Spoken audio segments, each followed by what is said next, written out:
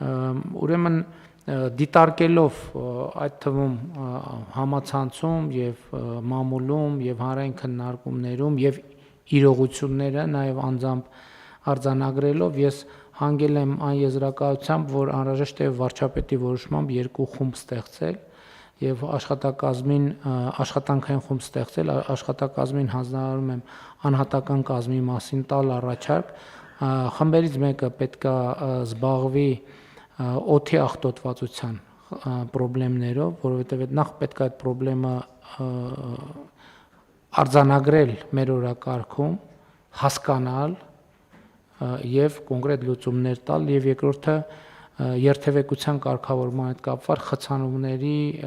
հաղթահարման աշխատանքային խումբ, այսինքն երկուսն է վարչապետի որոշմամբ աշխատանքային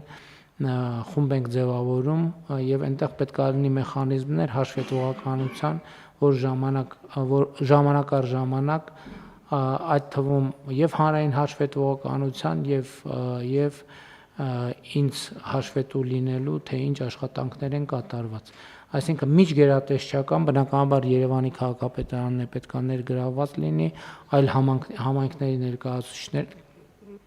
առաջարկ տվեք, թե ինչպիսին կլինի առավել արդյունավետ այդ կազմը, որպեսզի գուցե ունենա փոքր ավելի մոբիլ հատված, գուցե ունենա ավելի ընդլայնված հատված, որպեսզի հնարավոր լինի ներառականություն ապավել, իմիջիայլոց պետք է նախատեսել քաղաքացիական հասարակության եւ փորձագիտական հանրության ներկայացուցիչների ներառումը անպայման, այսինքն ոչ միայն գերատեսչությունների միջոցով աշխատել, այլ ուղիղ անմիջապես, անհատապես աշխատանքային խմբերում իրենց ներգրավվածությունը, որպեսզի փորձագիտական եւ վարչահարական կապը հնարավորինս ավելի ուժեղ լինի։